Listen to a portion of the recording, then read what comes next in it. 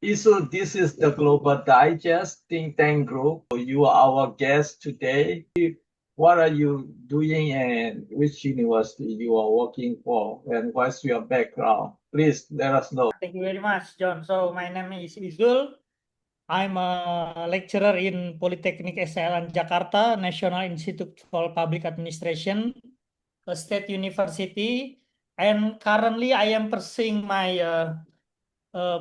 PhD, my philosophical doctor degree in Universitas Islam International Indonesia, a newly established international university based on Depok, West Java, Indonesia. And my research interest is in political of climate change, public policy, and Southeast Asia security issues. Interesting, you said is South Asian security. So exactly what kind of security and what is Indonesian perspective about Southeast Asia security issue? So right now, I want to discuss about the tension in Southeast Asia. We know that Southeast Asia, or we can call it as ASEAN, is a very strategic partner, yeah, because we do have a very tremendous number of trade, yeah, annually.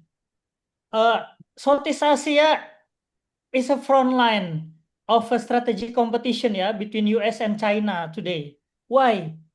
Because the states in the region are navigating economic ties with Beijing, defense cooperation with Washington, and also we have to grow engagement with other partners, yeah, like Japan, Australia, and also, of course, with South Korea, yeah, and also the middle powers. So with this situation ahead, it reshapes defense cooperation, intelligence sharing, and foreign policy hedging across the bloc, yeah. Because we also have a border in South China Sea, and in South China Sea there are some incidents, yeah, like in Scarborough Shoal, the incident, and also the naval patrol incident that make US have a warning, yeah, to Beijing, yeah. They have a statement, yeah, regarding this, yeah. So it makes the situation becomes at some situation intense, but in some situation also requiring more cooperation between those ASEAN with ASEAN norms, ASEAN values, and also the neighboring ASEAN states such as South Korea. You said there is a conflict in South China Sea. When was the worst time, the conflict between China and Indonesia? Yeah, I'm not speaking particularly between Indonesia and China in the South China Sea, because the last conflict was happened long time ago, right? For the dispute of some islands in South China Sea, because South China Sea has a policy of nine dash land. You know that nine dash land. Nine dash land policy, right? What I'm talking Oh, about. now China said 10 dash line. Yes. No, it's 10 dash line. Oh my Right. God. It's Yeah. increasing. China Oh is my God. Yeah. 10 dash It's line. increasing. Yeah. Okay. You see, there is also intriguing incident, yeah, because Xi Jinping recently in 3 September, if you remember, invites President Prabowo Subianto to uh, Beijing military parade. Yeah, there were Xi Jinping, there were Prabowo, and also there was Trump. So there were these three great leaders meeting, and then that made Trump become somewhat what do we call, not angry but jealous or something, like didn't like it, yeah, because what was China doing, what was Xi Jinping doing by inviting Indonesia and inviting inviting Kim Jong Un to that parade. This reflects that China want to show to the world that Indonesia is their strategic partner. Indonesia resembles Southeast Asia. Indonesia represent Southeast Asia, and it's very pivotal in the region, right? So because Prabowo also wants to hedge or balance their relationship between US and China, Prabowo makes a swinging agenda, John. See, swinging agenda, hedging. Prabowo don't want to be looked to be too close with China, but at the same time, Prabowo wants to have a good cooperation and good relationship with Trump, because if Prabowo did not do that, Trump will increase its tariff to Indonesia. You know, when the tariff was imposed to Indonesia, Prabowo sent some delegates and also ministers to renegotiate tariff, right? Like that, John. Right. So Indonesia, you have a dispute or conflict with China in South China Sea, and how? I mean, you said already there is a dispute apart from Vietnam, Philippines, Malaysia, Brunei.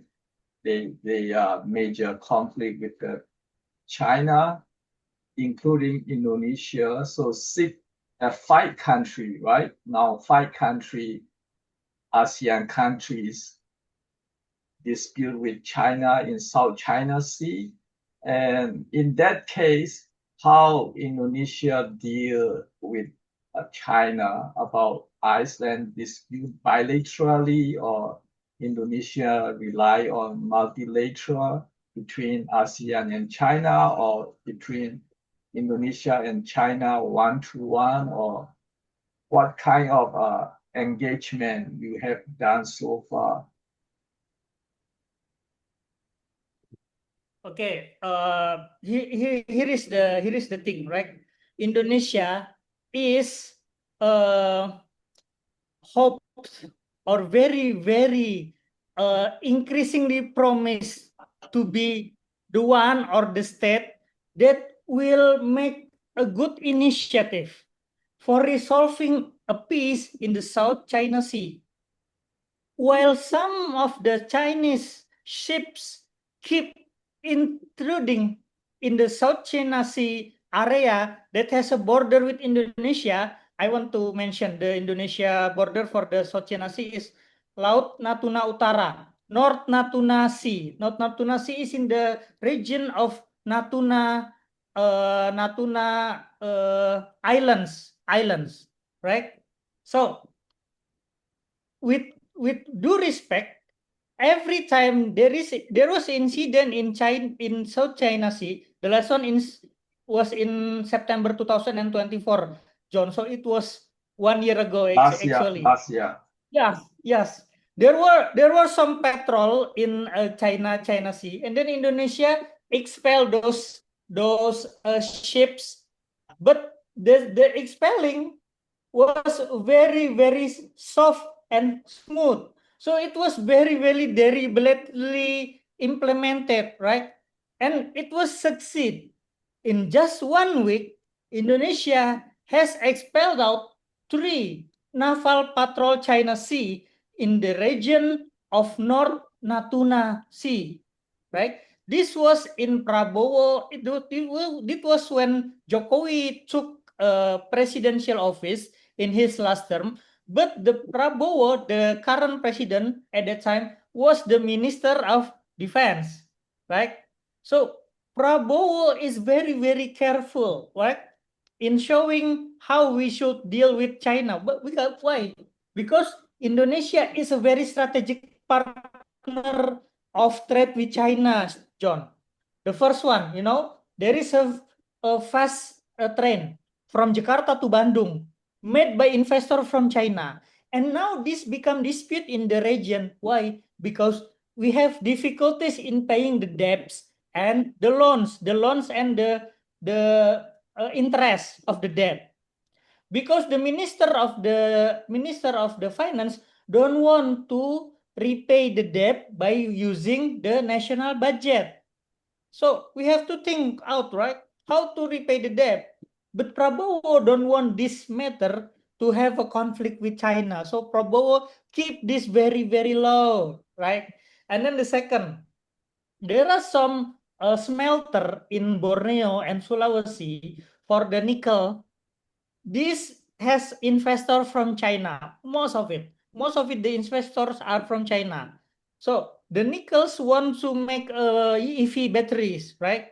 And this was done in Jokowi era. Jokowi has a very, very close relationship with China. Very many investors come to Indonesia to invest here in Indonesia in Jokowi presidential term. But in Prabowo term, it seems that China investor is not as many as in Jokowi era. Why? Because Prabowo wants to balance its relationship not only with China but also with US. Because US frankly don't want if Indonesia have a close relationship of trade and military military relationship and cooperation with China. US also wants to have a piece of cake. US also wants to take portion. US also wants to have a contribution in maintaining its hegemony in the area, in the region, because US also consider that Indonesia has a very pivotal area in the region because Indonesia close to Philippines, South China Sea. So US wants to make Indonesia as a strategic partner to make the peace in the region, and also US wants to have a good relationship in trade. How to make relationship good in trade with US? They increase the tariff in Indonesia. You imagine the tariff, the first one was very, very high. So we did our negotiation. After we did the negotiation, what Trump said, this is one of the best negotiation that we have ever had for us, for the US. But for the Indonesia, we should have to pay tariff. But for the US, they don't pay any tariff to Indonesia. That's not fair, John. But it seems that Prabowo doesn't have to do anything because Prabowo tends to maintain its good relationship with Trump, not because of afraid of Trump, but because of afraid that Indonesia will have a more worse trade situation if Prabowo doesn't make this good relationship continue or maintain. Right, it can cause economy, right? Indonesian Yes, economy can be more yes, difficult. And yes. you want to say during Joko Widodo president, Indonesia has more infrastructure and more investment from China, and Exactly. Indonesia has had better relationship with China. So during Exactly. Joko Widodo president, Indonesian Navy was not strongly or very straight away aggressively conflict with China. Instead, they are very much soft. Your view is Indonesian Navy is very soft. So China is approaching again and encroaching to Indonesia, territory, maritime Yes, territory. So because yes, Indonesian Navy is very soft and not strongly oppose Chinese intrusion in Indonesia maritime territory during Joko Widodo president.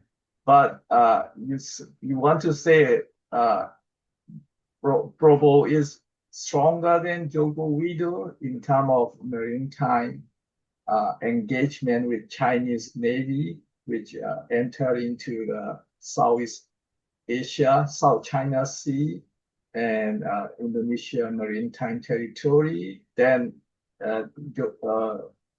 Prabowo will be less economic advantage from China, but maybe you said Indonesia make better tariff deal with U.S. government. I don't know because Prabowo is background of military and his his son-in-law of former dictator. So isn't that dictator background? People say people may look he is stronger and more closer to the China, but you don't see he isn't closer to China. Yes, exactly. What I'm saying is when Prabowo takes the presidential office, he set some very, very deliberate and also smooth and also soft approach to the conflict of the South China Sea and also to the trade tariff wars imposed by Trump. Previously, Trump initiative has 32% tariff on Indonesia. And then Indonesia renegotiate. And then finally, Trump gives Indonesia 19%. But for all of the products from US to Indonesia, Trump want there should be no tariff at all. And Indonesia agrees to this, right? So it shows that Prabowo and his team are having a measurement of non-lethal or non-aggressive diplomatic ties in terms of economic with the US. And with the China, in the November and 2024, right? Prabowo has a joint agreement or joint statement with Xi Jinping regarding the situation in the region, right? And one of the statement for those joint statement is a very contradictive one, because this one single statement said that Indonesia would admit the one-way claim of China to the 9 dash line, you so-called the 10 dash line now, yeah, the 10 dash line. So this joint development is a mechanism that the Indonesia and US and the China wants to work together. This work together term said that in the overlapping area. What do you interpret, John, by overlapping area? Overlapping area means that you don't want to claim your sovereignty, but you also admit foreign occupation on your territory. But there is this UN clause, what is it, law, right? And there is also exclusive economic zone. By using this UN clause law and this economic zone, we have to admit that there is no 10 days line. There is no 10 days line. So it means that this is an international territory. Everyone has rights to have research, rights to cross safely, but not to claim. But by Prabowo and Xi Jinping have a joint statement only 1 month after Prabowo took office in November 2024. It means that Prabowo is having a prone stance regarding this South China Sea security issue, John. You see there, you see here, Prabowo is a very, very low profile, very, very not having an aggressive or not having a strong stance regarding Indonesia and international territory. But he seems like he is quite wants to have a softened approach to China, right? I see. So I think that's what I see. Yeah. I see. Yeah. So then, Yeah. then you want to say China is saying it is overlapping territory, but Indonesia said no, it's not overlapping territory. It is about Indonesia exclusive zone. It is part of Indonesia full territory is not overlapping. But China want to say Indonesia EEZ, exclusive economic zone, is overlapping with China, but it is very far from China, right? It's not about Chinese economic exclusive economic zone, but it is Indonesia exclusive economic zone, and Philippines exclusive economic zone, and Malaysia, Brunei, Vietnam exclusive economic zones. So China want to say it is an overlapping territory, which means China want those South China Sea dispute countries should talk with China, discuss with China, and then China will negotiate, and China want to get some part of the territory, maritime territory, and other country get some part of maritime territory. So then the engagement is not progress, not more than that, right? It's still the dispute is same situation. This year nothing changed under Prabowo.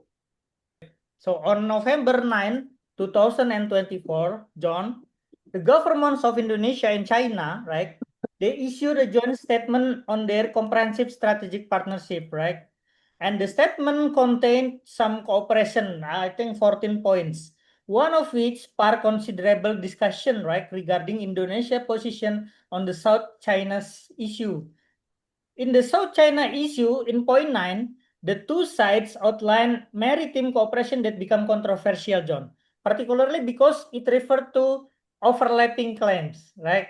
Which many assume refer to areas overlapping between China's 10 dash line. Okay, I want to familiarize myself with 10 dash line. 10 dash line and Indonesia exclusive economic zone, the EEZ, right? Point 9 titled The Two Sides Will Jointly Create More Barrack Spots in Maritime Cooperation state that the two sides reach important common understanding on joint development in areas of overlapping claims. So this statement drew criticism, John, because under President Jokowi administration, Indonesia had maintained a firm policy, John, of not recognizing China's 10 dash line claim. This 10 dash line has no basis, right, in international maritime law. You know that. Particularly under the United Nations Convention on the Law of the Sea, right, the UNCLOS, right, to which both Indonesia and China are parties. So China has long asserted that the 9 dash line or 10 dash line, an uncoordinated demarcation line based on historical claims, grants it rights over large portion of the South China Sea. However, the claim lacks legal legitimacy and has been rejected under UNCLOS. So, this 9 dash line or 10 dash line overlaps, John, with the maritime zones of several ASEAN countries, including Vietnam, Brunei Darussalam, Malaysia, and the Philippines. The use of the term overlapping claims between Indonesia and China could be interpreted, John, as Indonesia implicitly acknowledging the existence of disputed waters, which legally could be seen as recognition of China's claim, particularly in the North Natuna Sea.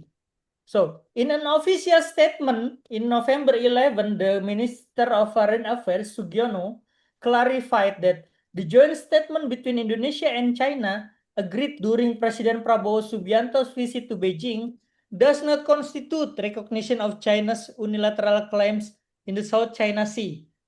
And the ministry further emphasized that the cooperation aims to promote various aspects of economic partnership, particularly in the areas of fisheries and marine conservation, while upholding the principles of mutual respect and equality. However, this clarification has not fully reassured, John, other ASEAN countries, especially those with ongoing dispute in the South China Sea. What do you think, John? You see here, Indonesia wants to have a good approach and good cooperation with China, but in other aspect, some people, some analysts, and also you also as a researcher, see this as Indonesia recognizing the 10 line China one-way claim, right? So I think Indonesia is very clever in a way that it wants to have a good relationship, diplomatic ties with China, but in other way, Indonesia also say that we also still neutral, or we don't also see ourselves that we acknowledge this so-called 9 land or 10 land. But in my perspective, personally, I view this as Indonesia have a prawn. Indonesia is acknowledging it, right? What do you think? Yeah. I see. So, your government, Indonesia government, reject Chinese claim and Chinese the way interpretation. Yes. Chinese keep saying is overlapping zone, overlapping area, but Indonesia rejected. There is no overlapping territory, maritime territory. It is just exclusive economic zone of Indonesia. So similar to other ASEAN members countries, same dispute with China. So Yes. one-to-one, Indonesia and China also not able to settle down. Then Yep. what about Indonesian government? Any coordination between with Philippines or Malaysia or Vietnam, Brunei, or 5 countries together? Any coordination or meeting for South China Sea issue, or there was no any coordination discussion with those official government coordination meeting? No such thing happened. Yeah, thank you very much, John. Actually, there was this, if you remember, yeah, the 24 ASEAN China Senior Official Meeting, yeah, in the declaration on the conduct of parties in the South China Sea, right? There was also the 48th meeting of the ASEAN Joint China Working Group in the implementation of the DOC, and the communique of the ASEAN Foreign Minister meeting on July 2025. It explicitly addressed SCS situation, right? It reaffirmed the need for peaceful resolution of disputes, self-restraint, full implementation of the DOC. You know DOC, right? The conduct of parties, and accelerated progress toward a legally binding code of conduct in the South China Sea. So I think ASEAN is not just reactive, but has institutional mechanism for coordination, right? And the existence of meetings, so Indonesia and other members have a forum to express collective position or dissent, right? But the fact that coordination is difficult highlights that ASEAN strategic autonomy and internal challenge, usual when discussing Indonesian individual bilateral deals with China versus regional consensus, remains become a challenge, right? Because the only thing that can make a warrant for the peace in the South China Sea is only this DOC, is only this code of conduct, right? And this is legally binding, right? But however, the situations become intense and highly because there was some incidents in the South China Sea, like from the Lesser in 2024, in the Thomas Sowell Reef from US Naval Patrol, and also the China's Naval Patrol.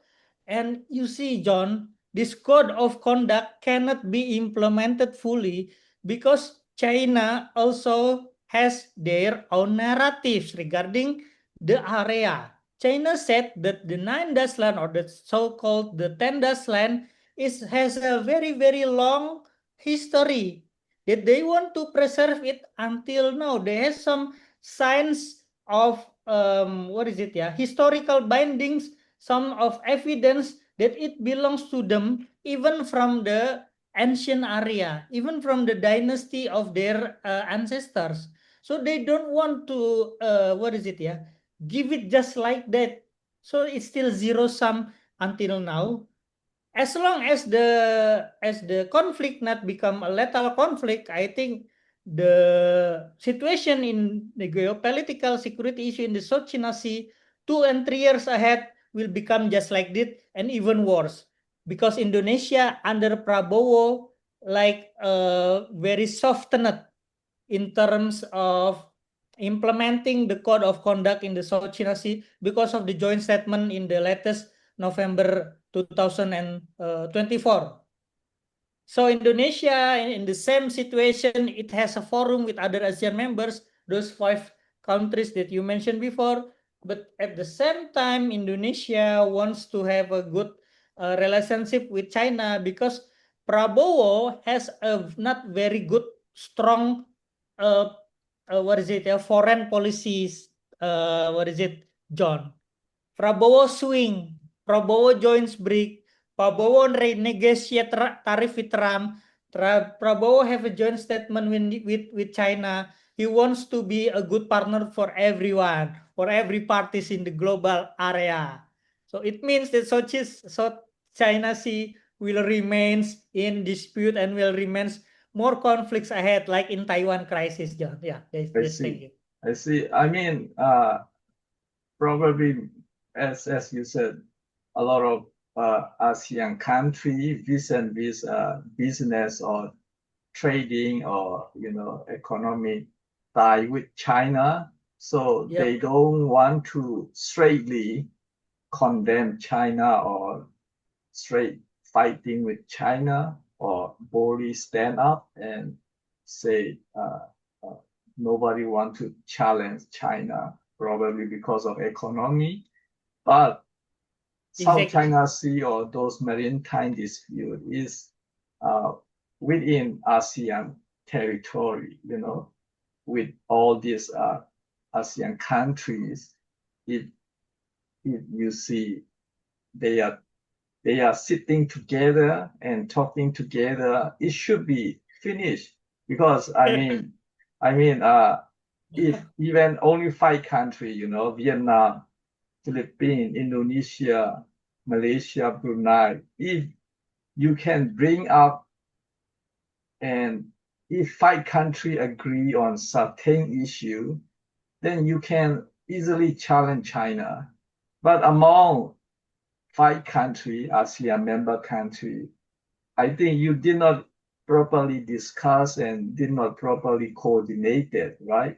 Nobody Yes, want yeah. to nobody want to coordinate, or why not Indonesia start invite them and coordinate and properly make discussion and properly boldly challenge China aggressive in the South China Sea. If certain issue, if 5 countries are agree, I think they could be able to challenge China. So But in terms of military capacity, we are outnumbered, John. Even if the 5 countries merge together, you see? I see that is Yeah, military thing is still weaker than China, all the combined of those 5 ASEAN countries. At least one thing is diplomacy and soft power. Legality you can challenge, 5 countries yeah. can coordinate and challenge first legal issue, diplomacy issue, soft power issue. I And don't then know. then Maybe as then you mentioned before, maybe it's about sanction. They are afraid that China will give sanction of economic sanction. I don't know, right? Maybe it's about economy. China might be sanctioned, but Yeah. it will be heavy for China to sanction all the 5 countries, Ah, it will be a big loss for China too. And and and those ASEAN 5 countries can bring to the ASEAN meeting all the 10 countries, now 11 countries. If ASEAN 11 countries accepted as a regional if the ASEAN 11 country can make resolution on Chinese claim and those maritime dispute, then it will be a big blow for China. 11 country, 10 country to sanction by economic is too much for China, So 11 country resolution on this issue will be big blow for China. First, legally and diplomatically, ASEAN can challenge. Because so far, ASEAN meeting, there was no official solution or decision on the South China Sea, right? So Okay. I am surprised. There are many 5 countries dispute directly with China. Nobody bring up at the meeting, or nobody want to discuss it. I'm surprised why they did not bring it on the ASEAN meeting and officially make resolution. That is a soft power. And second thing is for military and power. I think recently also Indonesia has a military cooperation with US government, right? Your minister, defense minister, and US defense minister has some agreement last week, I guess, last week. So that US can back up, then ASEAN has enough to challenge China internal military as well. I mean, that is an option is there, So first thing is 5 countries, those ASEAN countries should bring at the ASEAN official meeting, and ASEAN should make official solution, ASEAN official meeting solution. So why not it still bring? It can bring in the future. How do you see that? I think it's a very sharp question, John. Very sharp question. And in my opinion, it touches the core of the political and economical fragmentation of ASEAN towards the China, right? But John, not all of the ASEAN members have bind together to use soft power to suppress or hedge the one-way claim of China of the South China Sea regarding including the 10 Daslan issue, because there are some different interests in terms of strategic, economic, and domestic politics among those ASEAN members, John, right? For example, the Philippines, Vietnam, Malaysia, and Brunei are direct claimants in the South China Sea. They are more vocal in opposing China's unilateral 10 Daslan claim. You can go to them, right? And the Cambodia, Laos, and Myanmar, on the other hand, right, they are economically and politically dependent on Beijing and often act as China's informal allies within ASEAN zone. So they tend to block or water down the joint ASEAN statements that criticize China. And Indonesia does not claim, right, the disputed islands, but has overlapping exclusive economic zone, the EEZ areas near the Natuna Sea. Thus, it positions itself as a balancer. It rejects China's expansive claims, while it also maintains economic cooperation with China, as I mentioned before.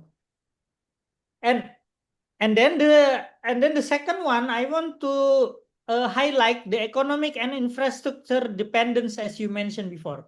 So China is the largest trading partner and a major investor for almost all ASEAN members.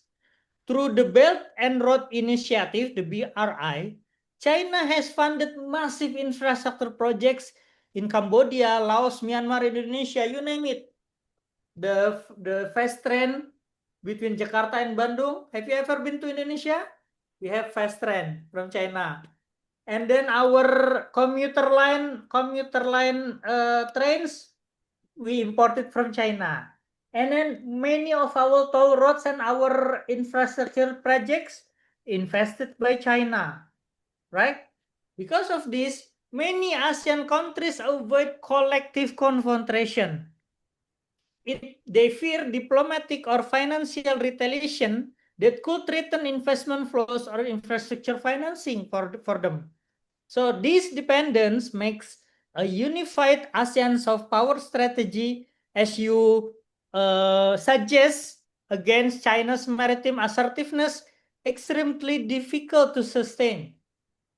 And then the third one, there is this ASEAN's consensus and non-interference principle, which makes it very, very interesting and makes it worsening for us to renegotiate with China.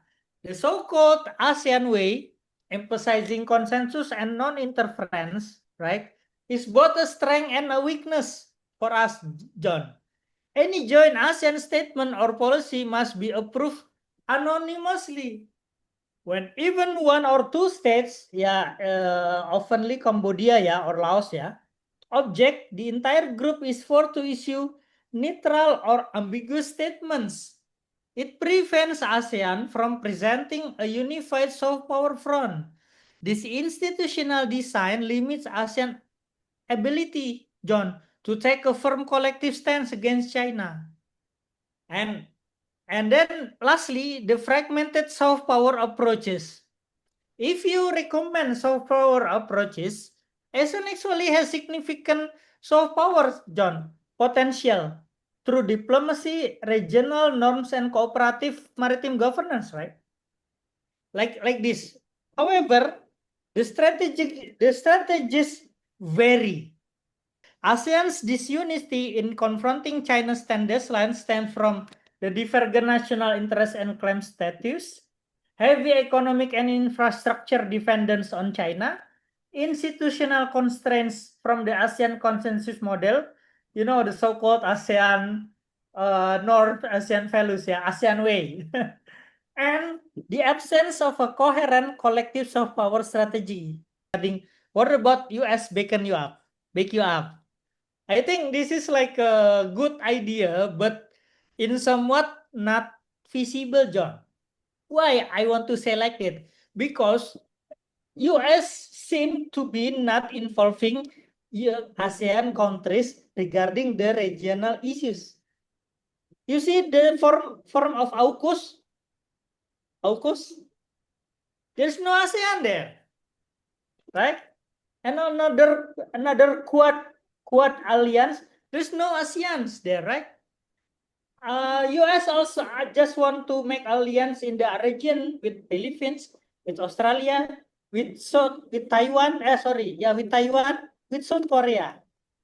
Even with AUKUS, there is a submarine, right? Submarine nuclear powered nuclear, and it heavily intense the escalation in the South China Sea in the same time in the Taiwan Strait, John.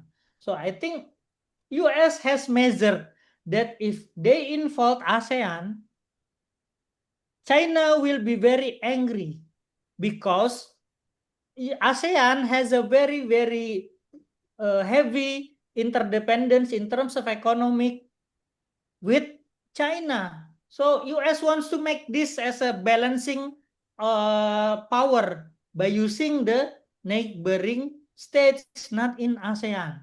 See, US is very clever. Don't want to touch China's counterpart, but at the same time, US also challenged China by having its navy patrolling near the South China Sea, near the Philippines, by using their US military base in Philippines. So I think it's very, very hard to achieve because of those, John. You were right regarding the economic independence, and I want to add the ASEAN ways, ASEAN norms, it also add up.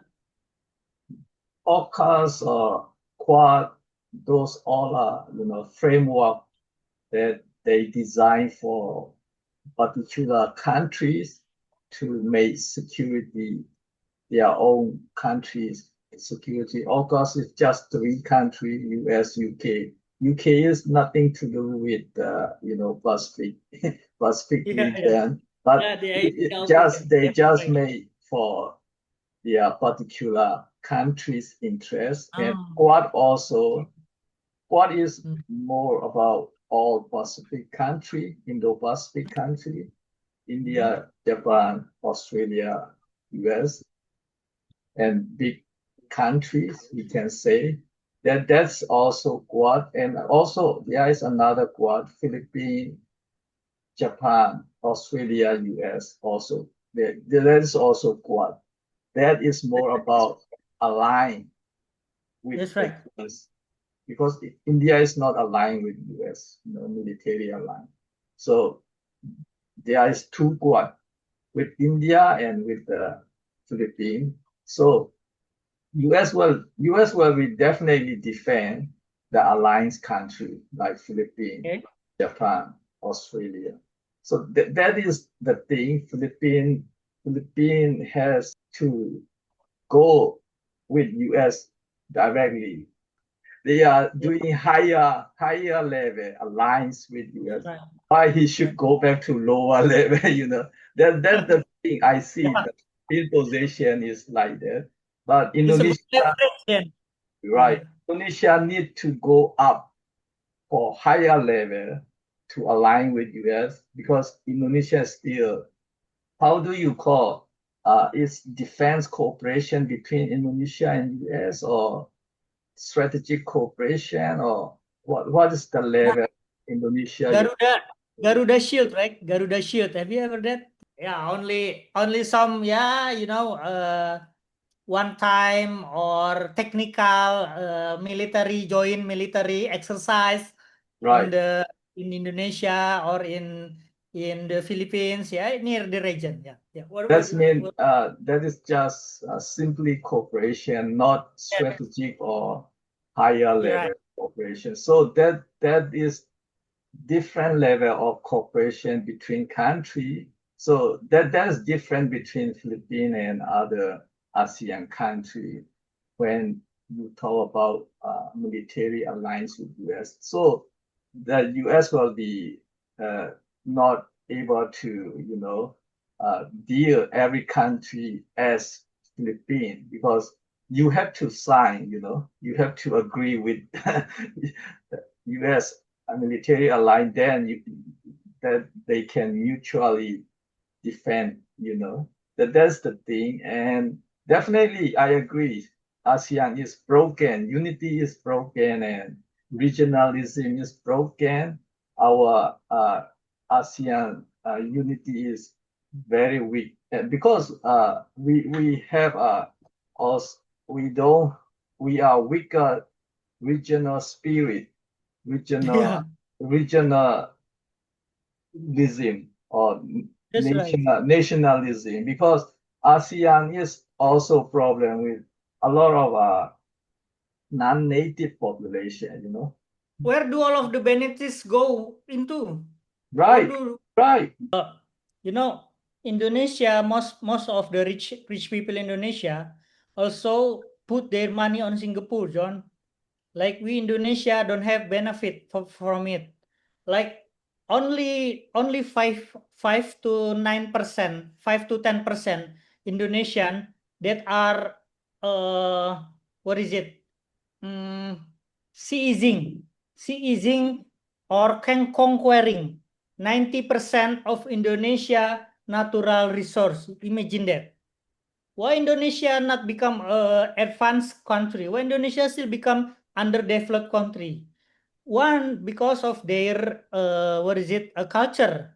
Their culture are they want to be like in the relationship like from the Dutch when they colonize Indonesia. They have this kind of mentality, colonialized mentality. So they always ask for investor, and we can get some benefits for the official, for the leaders get benefits, easy money, and then those investors, those foreign powers exaggerate and then seize and then conquer the Indonesian wealth, natural resource, and Indonesian people don't get anything, right?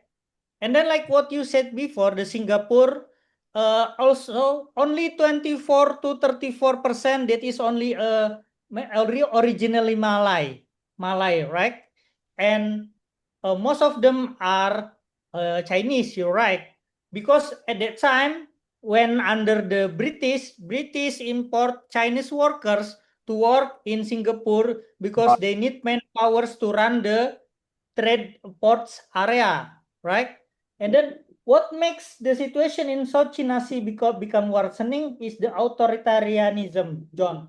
There are some of the new elected leaders in the region that are authoritarian. You name it, Cambodia, Right. Laos, Vietnam. So they just have a what is it? Yeah, similarity to China. So they don't want to oppose China because we are also authoritarian. See, the enemy of our enemy is my friend. So they want to have not a good relationship with US because they have a close relationship with China. When China conquer their area, they're just like, yeah, they are our friends. Yeah, they are our strategic partner, so-called. But that, what is it, yeah? Abuse their sovereignty of territory, right? Right, And right. then you're also right when you mention about the way or the norms or the values. That is ASEAN way. That is ASEAN values. That is the so-called is hospitality. Is hospitality. You know the ASEAN norms: respectful for sovereignty and territorial integrity, peaceful settlement of dispute, non-use of force, mutual respect and equality, adherence to international law. You know the ASEAN way: consensus-based decision making, non-interference, informality, and flexibility. In some way, this consensus, these ways are very good. Like, yeah, very deliberate. We do everything in good manner, non use of lethal force. But it's in some ways it violates our sovereignty, right? When you have a house and then your house is occupied or conquered or feel violated by other parties, will you be just like standing up without doing anything, right? But Yeah, like, I agree. oh, come in, you're my partner. So you are right that this is also one of the cause that those five countries cannot be bind together, unite together to resolve this problem with a good and strong position. I think when they have a strong position, they will have a good bargaining position against the China, yeah. But what do you think, John?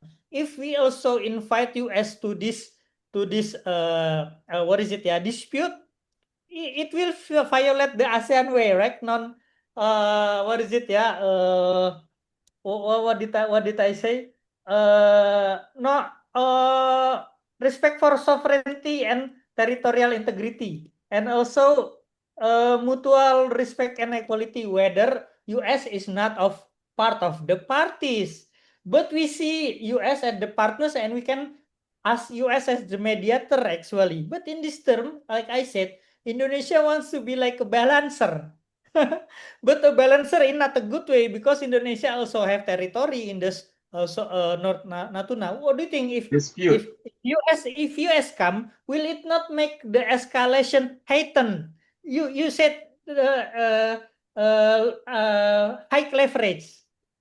I mean, US can back, US can back. And I agree, ASEAN, we need a family, ASEAN, South Asian family spirit, Oh, we should have, okay, we need okay. to have South Asian family spirit. And the family unity is very risky. Same as ASEAN unity is risky and ASEAN security is very risky. And as you said, South Asia security issue is ASEAN security is very vulnerable. You said that many rich people in Indonesia are Chinese.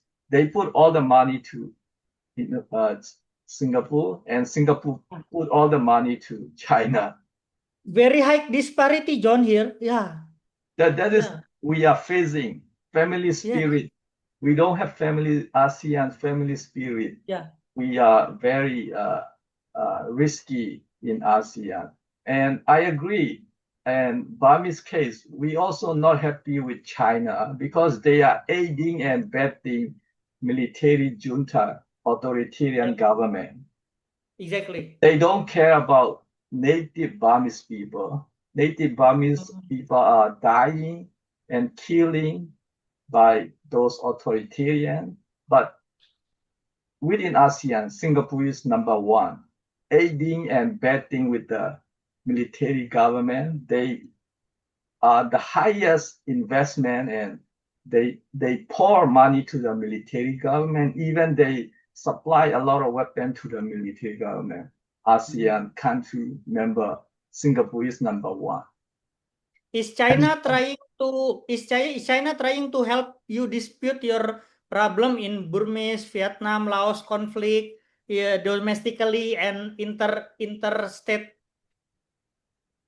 I think instead of peacemaking, they are doing more problematic because they supply weapon to the military government. Oh my gosh. So it means Chinese government is aiding and abetting Burmese military government. So a lot of native Burmese people were killed and died. And that is Chinese government. They do some peace in some a little bit Chinese border. China is supplying and Singapore is supplying. That's why a lot of Burmese innocent people are dying because of that. You see them as a potential threat or what is it? Yeah, it is non-visible traitor. It is already, they are already betrayed.